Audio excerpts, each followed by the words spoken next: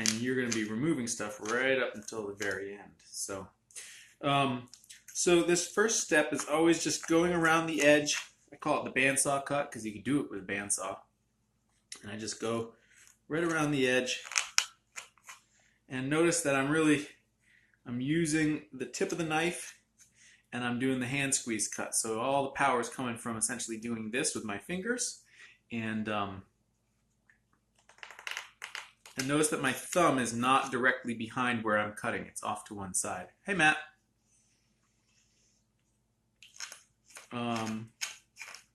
Now to get into the shoulders here, I'm using just the tip of the knife and I'm doing sort of a twisty motion with this, but there's no power coming from this hand.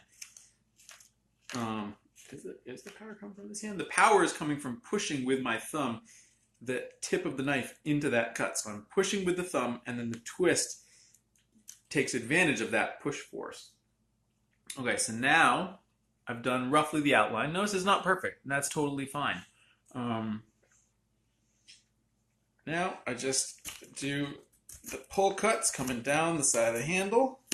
Notice how my elbow is pulled in really tight, and that's going to keep me safe so that I can take powerful cuts without fear of, if it pops free, what's going to happen is it going to slam into my body. I don't have to worry about that because it's held in tight like that. Now again, same twisty cuts where I'm pressing down with this thumb here, and that provides sort of the cutting power, and then the twisty motion is what creates the path of the knife through the wood. Okay, other side. Now notice I didn't try to take it down from that side. I did a hand squeeze cut from this side. And that's because when you start here at the tip, you always want to start just shy of the actual top. You don't want to be right at the top. Yeah, this is walnut, a rare thing for me to be carving something other than cherry. And while it's much more forgiving than it was, it's still not as fun to carve as cherry. But that's what someone requested.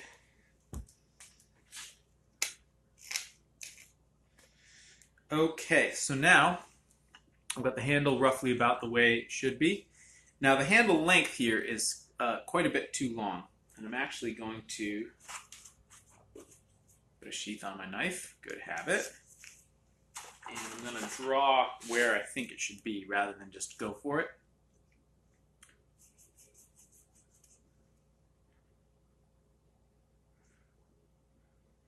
Yeah, about that. You can see right there is where I think it should be. So proportionally, I think about that is what I'm shooting for. Yeah. All right, so now I'm going to trim off that handle end there. And again, I'm not really, how am I applying the force for this? The force for these cuts is essentially sort of pushing, squeezing with my hand, pushing with my thumb to make it engage the wood. And then I'm kind of prying with my hand away. You don't want to have all the force be from your hand because then you have a lot of force going out like that, and that's just not safe. You're going to hit your leg sooner or later. You're going to hit your dog, your kids, person sitting next to you trying to carve a spoon. So keep your force to yourself. And you'll also notice that I'm not trying to do like a pigeon cut like that using the force of my chest, because I feel like this I actually have much more control over the line that I'm cutting. In part because I can see it, and in part just because of the nature of I can control the cut even as it pops free. Okay, there we go. So that's the bandsaw cut. That's the first step. The next thing to pay attention to is there a twist that needs to be removed? And you can see there is. This corner is too high. Now, as long as I have left enough material here, the easiest way to undo that twist is to simply lower that side and make sure that when I cut the rims end up being essentially parallel to this back part of the handle here. Whether you do the rim first or the handle first doesn't matter so much as long as there isn't like a weak link. If there's a weak link where you're like, ooh, I'm not sure if that's going to work out, Chest lever cut is dead to me. Yeah, probably me too, Matt. As long as there's not a weak link, like there's a spot where you're like, ooh, I'm not sure that's gonna work out, do either one. But if there's a spot where you're thinking, ooh, that might not work out, approach that side first and see if it might work out. Because if it doesn't work out, then you know without having invested the time into all the other stuff. I don't think smaller hands has to do with it, Sherry. I mean, by all means, get acquainted with the chest lever cut. But I don't think it comes from like Matt or I having particularly large hands because I don't have big hands. I think it just comes from recognizing that it doesn't have a lot of finesse as to where the cut actually ends up being. It makes up for that by having quite a bit of power, but I find myself basically never using it. So with the tail flip style handles that I do, it actually works out beautifully because I can just come from the end of the handle straight down and build however much tail flip I want into the handle as I go. Now, as I sort of get up to the top of the hump here and then start coming down towards the bowl, it actually makes more sense to flip it around and come at it like this. Now notice that I left that attached. Your number one straight knife Zamora 120. Well, I think it's probably a matter of what you're used to, Tennyson. Let's see. You certainly do get used to longer blades. The nice thing about the 106 I've found over the 120 is that I tend to use basically the front half of the blade. And I need essentially that much blade, which is all there is on a 120. But I need that blade without having my thumb be behind it. If my thumb is behind part of where I want to use, I don't have nearly as much power. So by having, let me show you a 106 blade. It's this one. Yeah. So by having a 106 blade with my thumb here, I still have, with both my thumbs, I still have all that usable tip of the blade. Whereas, this is great. Nico just sent me these knives, so I actually have. Whereas with the 120, when my hand is here, you see how I only now have this tiny, I have way less blade to work with without having my thumb directly behind the cut. Or I have to have my other thumb over here, in which case my hand is sort of scrunched further back. So it really limits the amount of slide I have on that length of blade before I reach the tip. So that's why I like the longer blade, is it just allows me to get more distance with certain cuts. So I push this down. I don't have to get this curvature exact. I just have to get a rough sense of how much I want to do and how it's behaving, like how the grain is behaving. This is super well-behaved grain, but it's not always that way, so it's worth figuring that out. And then notice that I leave this part attached, and now I'm going to come through it. That's fine. Now I'm going to come through with these pivot cuts, and I'm going to break this down slowly because this is for the April Virtual Apprenticeship Challenge. So, pivot cut number 1. You're going to pin this against your chest and put your forefinger here. Then you're going to put your middle finger right here, and your thumb is going to be underneath on the back side, because that's going to provide support, but you don't want it up here because you're going to end up cutting your thumb. Your knife hand, you're going to hold like this with your knife in sort of your knuckles pressed up against these two fingers. And then you're essentially going to do this. Now, part of this comes from lifting my elbow, and part of this just comes from kind of flopping my wrist down. So it's this motion. And you can see how that allows me, without making any cuts, just practice doing it without any cuts. That allows me to go all the way from the tip, all the way back to the knife. Now just practice sliding it on the wood like that, right? And notice how I'm not pulling towards myself at all. If anything, I'm pushing out away from myself. And so the cut is very safe because all the force is actually going out. And I'm transferring that force with this pivot point into having the cut come towards me. But no force is coming towards me. The force is going out and the cut is coming in. So it looks like this. And you want to start gentle and then build your cuts down. Don't try and go too deep. So you can see I can go. Now notice how this thumb is underneath here. It's out of the way. And then I'm lifting. Here, I'm going to slide this out a little bit so you guys can really see what my elbow is doing. So I start here at the tip. I want to just start right on the back side of the tip there. And as it goes out, my elbow comes up just like that. And the nice thing about this cut is that you can see exactly the line that you're cutting, which helps get a nice smooth line. And it also allows you to see when you are getting close to this other spot here, where I came down from the handle, and now I've come in from there. Now I can see that I'm super close like that. But you can see how it's really the pivot is what allows you to do it safely. And you'll notice how I didn't try and make that cut in one fell swoop. I did it over the course of several cuts, like that. And then you can look at it from the side and figure out if you want to push it deeper or not. And obviously, whether or not you push it deeper, it depends on how much rim you have here. So, in this instance, I am going to go a little deeper. I'm going to build in a little more curvature to that rim.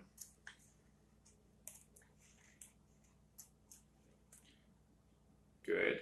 Here is where I'm paying attention to the amount of crank that I want. So really what I'm looking at is this line right here and then this line right here. And I can increase the amount of crank by either lowering right here or pushing this down in here, either one of which would increase one of these angles vis-a-vis the other. So that's about good for right now. I'll have a chance to adjust it further. Now I want to do the other rim cut. I'm going to move this back closer so you can see a bit better. Stand by. Get this to pivot. You know some people using leather chest guards. Do I ever use one? Simply for the padding. It's warmer outside now. You don't have the layers. I don't. I have tried, and I find two things work better for me. One is wearing an apron. If I'm not wearing a sweater, if I wear an apron, then not only does it give me that extra layer of protection, but it also keeps the wood chips out of my pocket. The other thing, and this I can do every time, is just knocking off the corners. So notice that I rounded this, and that means it's much more comfortable on my chest. If I hadn't rounded that and was pressing against my chest, you do end up with these points that get tender. But with rounding and then occasionally wearing an apron, both of those things help. The thing I don't like about the leather chest guard is that for me, it tended to kind of float around, and then it was sort of dangling in the way, and I don't know, I just never liked wearing them. So, all right, number 2. This is how you do the other side. I hold it like this, and then I tuck this in there. And you see how I actually sort of skew. I'm not holding it like this. I'm actually skewing my thumb off to the side. That allows me to have access to this whole side here. Now, I'm pulling in with my fingers, and it's bracing against right back in here. And I'm also pressing it against my leg. If I don't press it against my leg, I can still do it. It's just a little too loosey-goosey. So by pressing it into my leg, I really kind of hold everything in place. Now, it doesn't matter if you have a long knife like this. What you're going to do is you essentially put the blade up against this thumb, and that becomes the pivot point. And that allows me at a very shallow angle to just go around like this. And you can see, again, I'm pulling back, so there's no chance of it hitting this finger here because I'm actually actively pulling back with this hand against my thumb, and then turning that pulling back into a pivot that's pivoting the tip forward. So the key thing about pivots to keep in mind is that the force is going in the opposite direction that the blade is going, and that's the reason why you do a pivot. So at this point, right? I've gotten to the 9 o'clock point. So now I'm going to shift this finger underneath. So it goes from here to here. And that gets it out of the way. And now I'm not holding against my leg anymore because I need to hold it up like this. But I do the same pivot where I'm then essentially can get the last of that distance just like that. And I want to look at it from the side, right? And I want to look at it from here to see if it's equal from side to side and in line with the handle. And also it's helpful to look at it from the back and see if the two sweeps on the back are the same. Clearly I need to bring this side down a little bit more. But again, I'm going to have multiple chances to adjust all of these parameters, so that the key to this early stage is simply to sort of work your way through this process swiftly and get to the next stage. Because the magic is in doing the stages, not in getting any one particular stage perfect. In fact, getting one particular stage perfect is almost guaranteed not to help you later on, because just because you're going to be changing things later on anyways. So let's tilt this back up. Stand by. Always sheathe the knife. All right, so now I'm going to do the back side of the bowl. This is the widest part of the spoon, and as such, it's going to be the most difficult cut to make, unless your handle's really fat, really wide. Excuse me. In this grain orientation, which is radially split, right? You get grain flowing right through it. It's going to be easier to carve this back than if I had tangentially split and had the concentric circles in the middle. When it's tangentially split and you have the circles in the middle, it's a lot harder to carve the back of the bowl, something that you'll notice if you carve two side by side. Now, what I do first, if I can, is to push down the center strip of the bowl. But in this instance, you can see that this little spot is sticking up and making it really difficult for me to carve that center bit without having to do the entire width, which is just really long. So instead, I'm going to knock off the corners. It is acceptable to knock off the corners of the spoon if you understand the ramifications of doing so, right? So I can knock off the sides of the spoon there because I know that I have taken pains to get the top rim relatively even with one another. And now that the top rim is even from side to side, I can use that as a datum of how far to go on the sides and end up with a spoon that's pretty even. Now that that's done, I can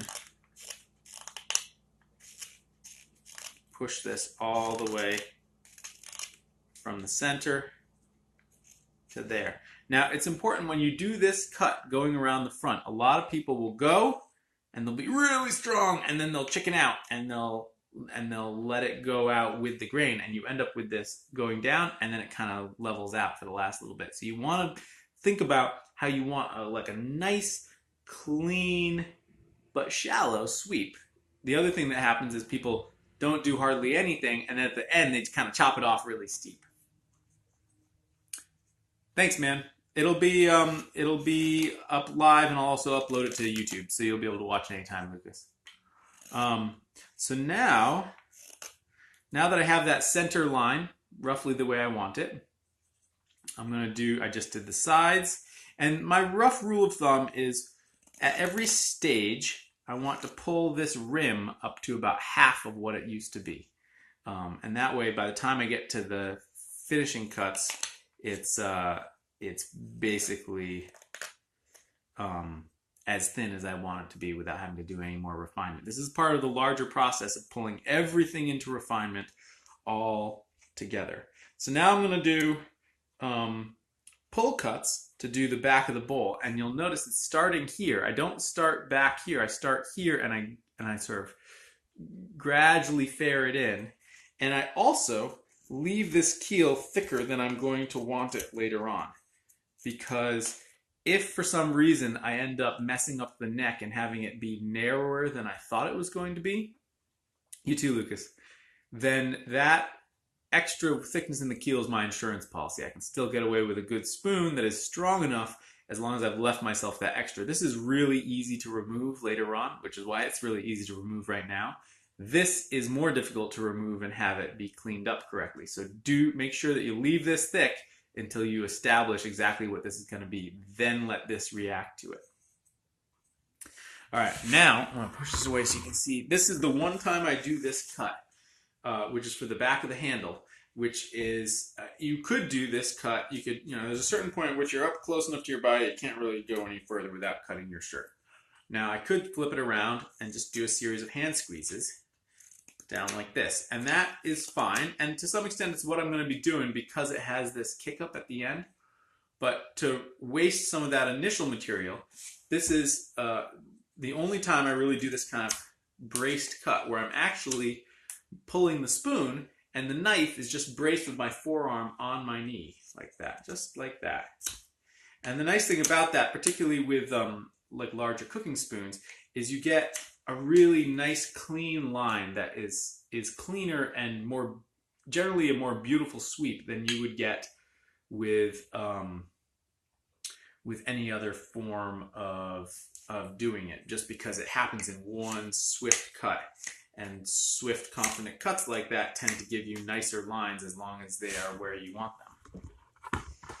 All right, so now the last thing I have to do at this stage is to knock off the back corners, which, because of the curvature, has to happen in this direction, from the widest point towards the neck here. And again, the goal is, see that? I actually wanted to pry up. You're going to be feeling for this spot of where the grain changes. The grain changes essentially like right here and right here. And so from here down, you need to be going in this direction. Same over here. And the key is to keep that rim either the same thickness as all the way there, or depending on your style of the design, you might want to let it flare out and become the thickness of the handle. But you want to avoid having it creep so close to the rim that you actually eliminate the rim itself. I'll move this back a little bit so you guys can see a little better what I'm doing. And again, I'm using the tip of the knife, and I'm pushing with my thumb to apply the sort of downward pressure, and squeezing with my hand to do that, and then I'm pivoting with the tip of the knife. This is why it's so important to have the knife tip, in particular, be sharp. I don't know if you guys saw Matt White's amazing sharpening stories today. I think he put it in his story highlights. But it's so crucial that you get the tip of the knife sharp when you sharpen it, because you're using it so much of the time. Notice I'm also leaving myself plenty of thickness here, and that's because I know I'm going to want to sweeten up this curve, and so I don't want to get too close to the rim at this stage. It's too early in the game to do that. I'm going to do the other side. All the same things apply. And part of why you're twisting the tip of the knife here is so that you don't overcut the neck in the back. You want to keep a nice, robust neck at this stage.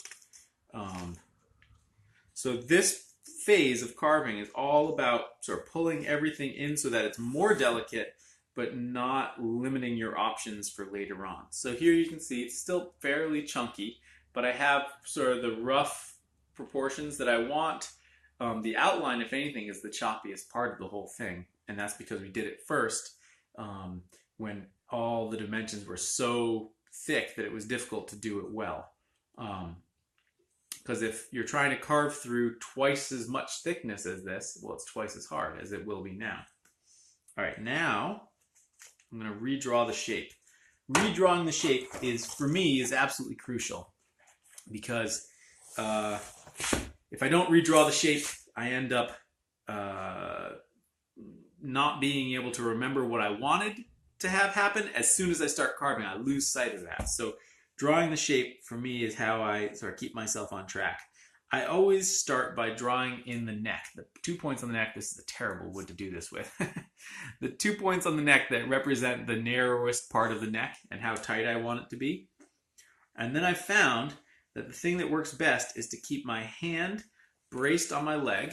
I'm going to actually tilt this down so you guys can see that better.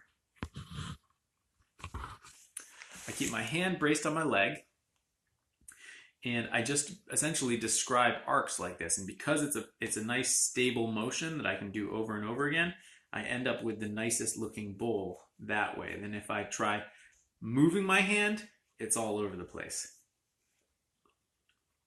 So this way, I can kind of essentially keeping my hand fixed like that allows me to get a nice arc.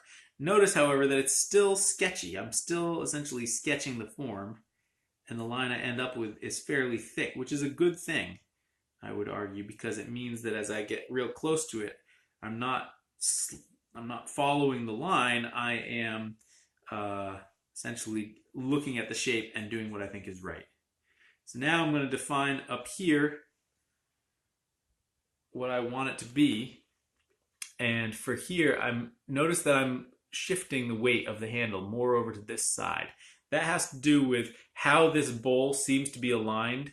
And then what I need to do with the handle, I have the tip of the bowl basically figured out. I have the neck figured out. And so there's really only one place where a line through these two then lines up with the middle of the handle. So that's what I'm looking for when I sort that out. And then once I have those 2 points, it's a pretty straightforward thing, as long as my hand is resting on my leg, to just pull a nice sort of sketchy line back this way, like that. And I apologize for doing this in walnut. I didn't actually think that through, but now I have my sketched in shape on the piece of wood, and everything is tighter dimensions so that it's going to be easier to carve it at this point. So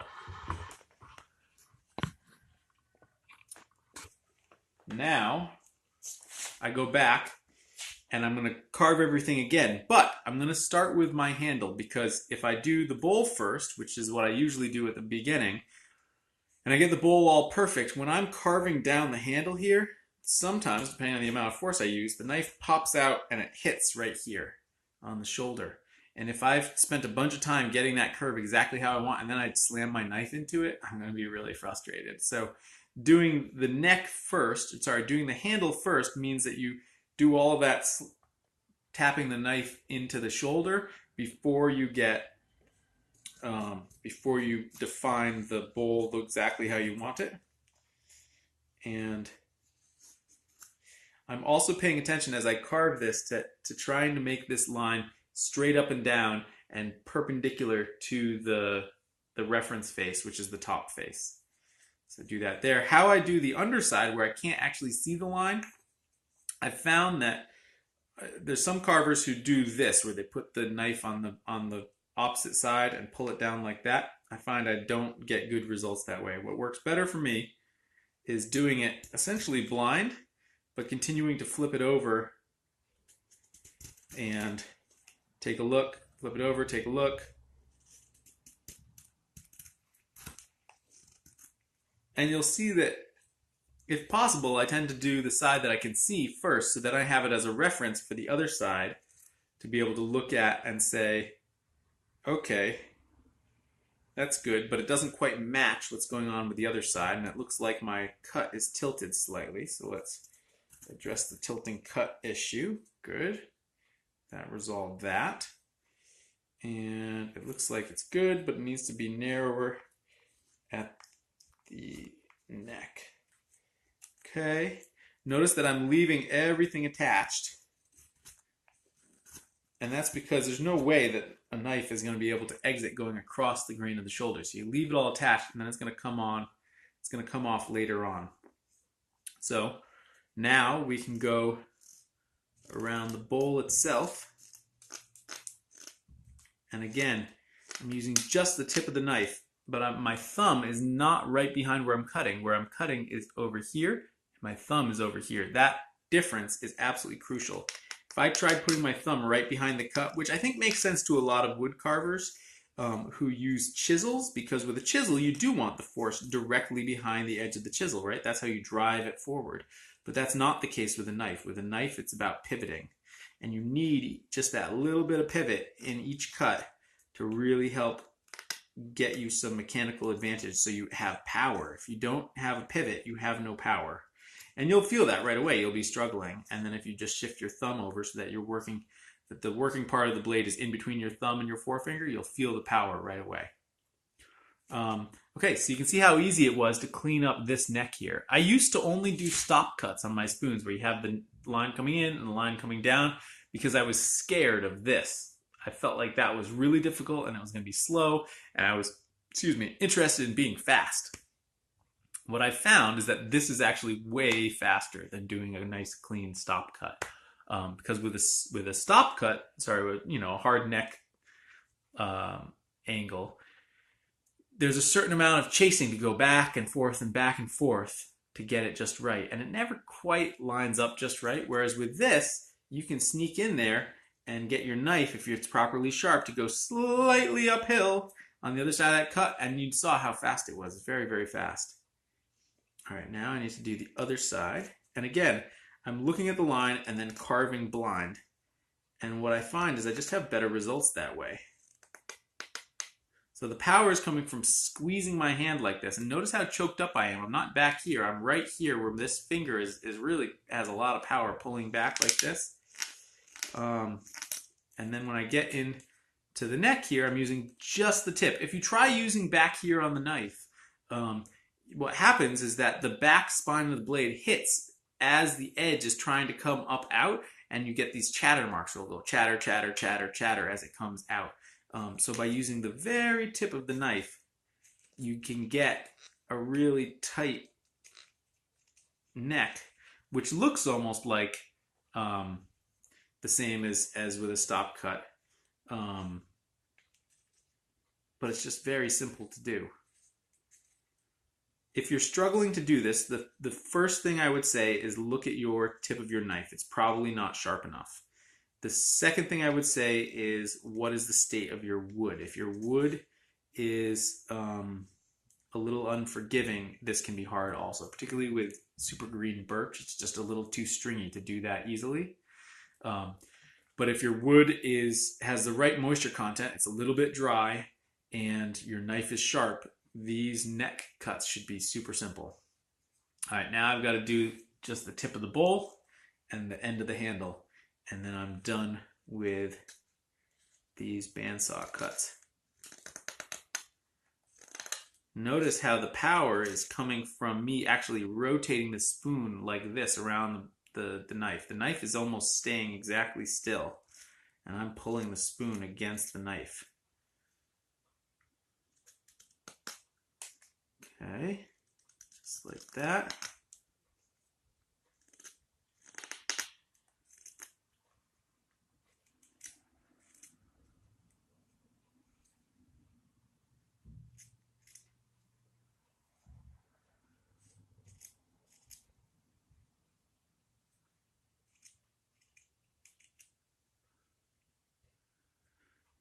Okay, now at this stage, it can be tempting to really fuss with it and try and get it exactly perfect. But look how thick that rim is. This is really... Hey, Tom. This is the 4-inch Sloyd, yes. This is so thick that it's just really hard to make small, delicate adjustments to this curvature. So I would get it as close as you can.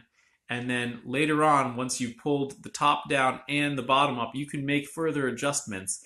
And it'll just be much easier to make those adjustments than if you try to do them now.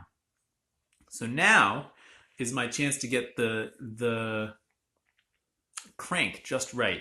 Now the biggest way to adjust the crank at this stage is to lower the back shoulders here, which is why it's actually really helpful that there's such a wide section of rim here, because by lowering that back shoulder, I essentially am tilting the bowl. You can see that I have enough material down here that I can tilt the bowl quite a ways within it. So that's what I'm going to do. I'm going to recarve the rim. So again, this is the first pivot. Thanks, Tom. So I'm going to recarve the rim. And again, it's a pivot cut. So my elbow and all the force is driving out. And the pivot is what makes the knife edge pivot back towards me. And it's nice with this is that I can see exactly the line I'm trying to cut. And I can get exactly the rim shape that I want. Just like that. So now, just a little more, and then we're going to compare from side to side, and you'll be able to see how by lowering that rim.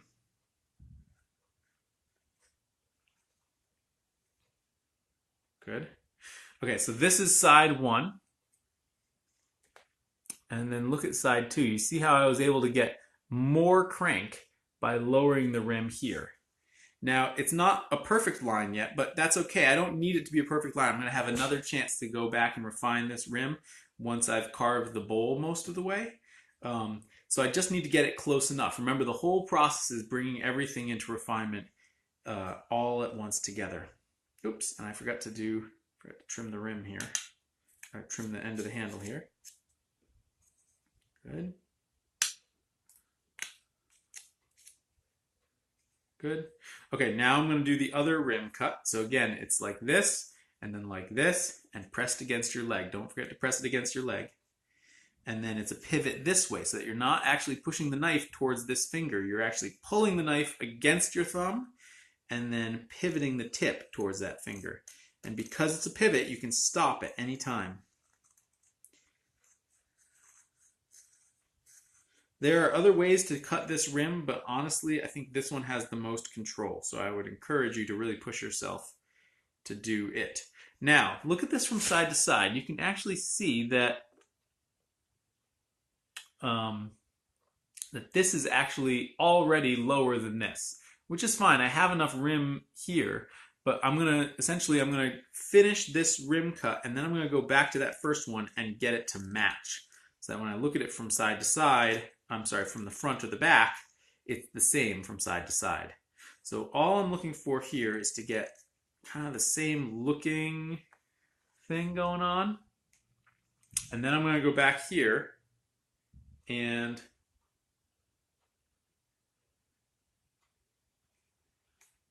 I'm going to adjust a little bit here and see if that helps me. Ooh, that helps a lot. So by essentially taking down this handle here, I was able to get it so that I have to take down way less here. So now,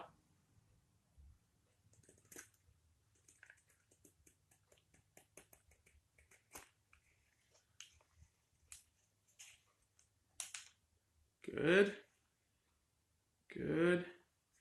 It's easy to let the tip of the bowl end up being too sort of swoopy up. I much prefer a bowl tip that's fairly flat. So it's important to keep that in mind when you're creating this curve. And this is worth messing with, although I will say that, do the best you can and then move on. You could fiddle with this for hours. Okay, the other thing is that when the rim on the bottom is a different thickness from one side to the other, you really have to kind of squint your eyes and try and ignore that and pay attention to what's happening on the top and whether that lines up with the handle like that. So you can see how the extra weight over here is kind of throwing off your eye about seeing whether it's lining up well or not. But it is at this point. That's good. Now I'm just going to recarve the top of the handle. Just get a little more movement into it. Generally, I start off with less movement and exaggerate as I go, rather than the other way around. So it's easier to add more movement than to take movement away. And this one has less curvature here than did the last spoon.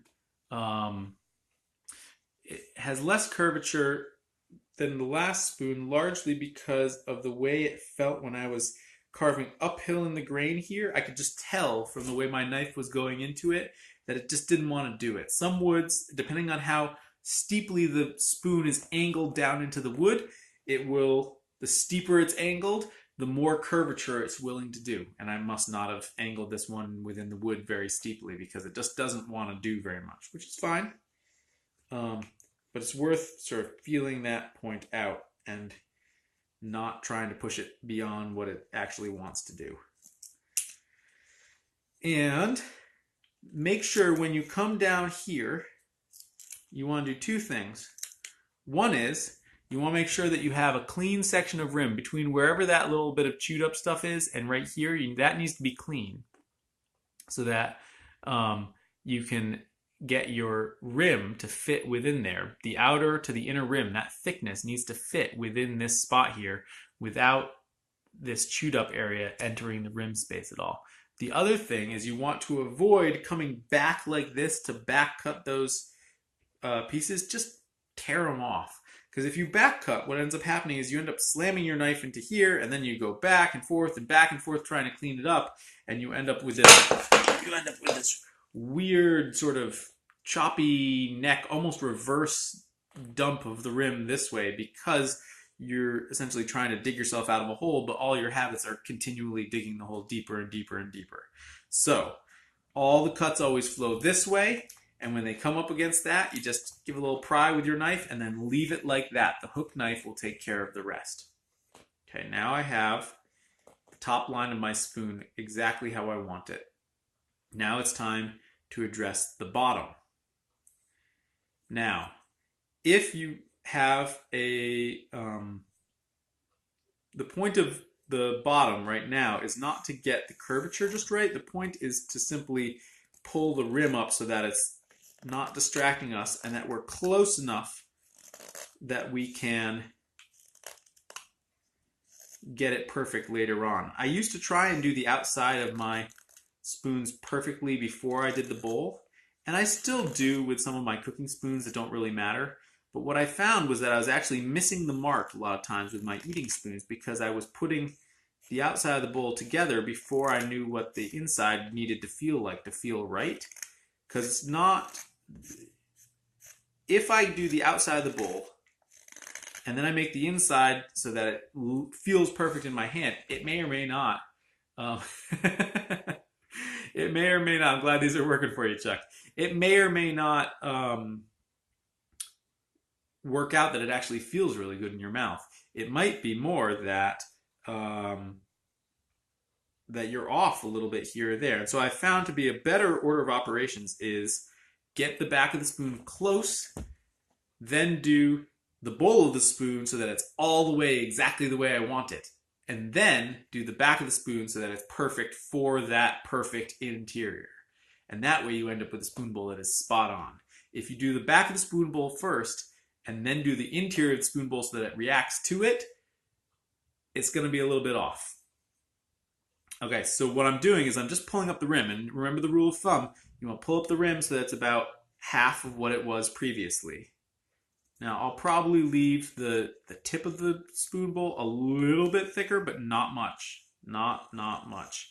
I want to have, when all is said and done, I want to have my thickest part be right here in the deepest part, and then the whole thing is going to taper to the sides and taper to the tip like this. You should totally do that, Chuck. That'd be great. All right, so now I have the rim adjusted. I still need to do the back here. Now the back here is always a little choppier, and partly that's because it's much more of a pivot, but it's kind of pivoting in the wrong direction. The rim is curving that way, but the pivot is curving that way. So you end up doing this sort of awkward dance of trying to get it to pivot in the right direction. And if you just sort of are pivoting without thinking about it, you end up with sort of like bump, bump, bump. And then the other thing that happens is that this side, even though it feels like it's the same hand motion, it's actually different because on this side, you're using the tip of the knife, which is easy to tell exactly what it's doing to the rim. Here, you're actually using further down from the tip of the knife, and it's hiding what it's doing for that critical couple of seconds. So it's just harder to adjust it as you go. So this side is always a little choppier than the other side, and that's something that, you know, experience will help you smooth that out.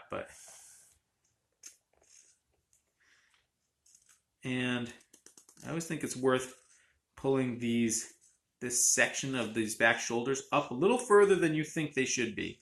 This is easy to undercarve this section and leave it a little too chunky. So that's about good. And now I'm going to recarve the back of the handle here. I got the neck here basically the thickness I want it. So now I can get rid of my insurance policy of leaving my keel thicker and just focus on making it the thickness that it ought to be. And I also need to pay attention to right here. I'm a little off of what I should be to keep everything level. Okay, so good. Now that's level. It's important to get this top part leveled before you come up to it from the back, because even if you think you're going to keep in mind that, oh, it needs to be skewed a little bit because the top isn't level, subconsciously you're just going to forget. So just make it, get that top bit level first. Again, this is what I said on the IGTV video. This stage of the spoon is like getting the posture of the spoon right. Posture of the spoon right. It's making you sit up straight, right? It's like getting the spoon to sit up straight, have good posture, not have scoliosis of the spine or be slumped to one side. You're getting the posture right, and then you can work on the facets. Now, if you want your spoon handle to be anything other than just a rectangle, you need to leave some material, some thickness, for there to be some three-dimensionality to it. If you take off too much, you're going to be stuck with only a rectangle as your only option. So because I want a gentle oval, I'm making sure that I leave a certain amount of material here. And notice how I'm using hand squeeze cuts to get to the end of the handle here, because that's really the only thing that's really going to give me that control, so I can really see what I'm doing for this last little bit here. That's how you end up with a really nice taper like that. Okay, here we are. There's still some asymmetricalities in the bowl that are probably more evident from the back than from the front. Here's the best way that I know of to see them and adjust them. Hold the spoon, so I have a window right over here. Hold the spoon up against a window so that what you're seeing is the silhouette. That will make it really clear what the heck is going on. And then, and this is the part that people don't want to stop and do, stop and actually take a pencil and draw what you think you're going to do about it on using the pencil. Don't just start going for it. For all those same reasons about why you don't go for it when you're in that sort of midway adjustment point. This is even more crucial. You have even less wiggle room. Take your time. Draw on the spoon. Think about whether what you drew is actually going to achieve what you think it's going to achieve or what you need it to achieve, because it might not. Sometimes you draw something and you realize, whoops, that's gonna remove material from exactly the spot that I actually need the material to remain, and it's gonna throw everything off to be lopsided this other way. So again, this is gonna be impossible for me to show you because the fact that it's walnut, but I have a little bit to take off there, a fair bit to take off over here, a little bit to take off over there, and a little bit to take off over there. Combine all those together and I should end up with a bowl that's much more symmetrical than it was. So now's my chance to do that, and then I'm going to sweeten up the rim just a little bit once I've done that. Again, I waited till this point because now the rim is super delicate. I can get those clean curved cuts quite easily. And it's a delicate cut that doesn't have to have a lot of force behind it to make it nice and smooth.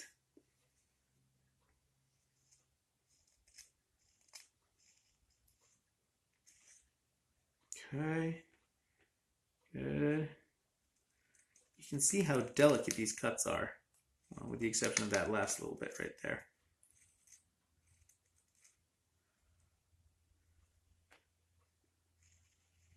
Right, these cuts are very delicate. Okay, good. Again, holding it up to the light is key.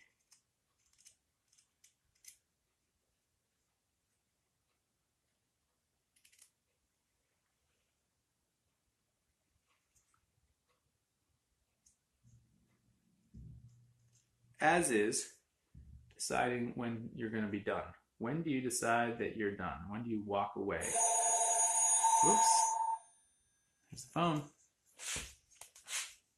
All right. So that's this step, guys. That's as far as I was going to take it anyways, and I got to answer this telephone, but that's as far as we're going to take it this week, because this week is all about getting it to this point.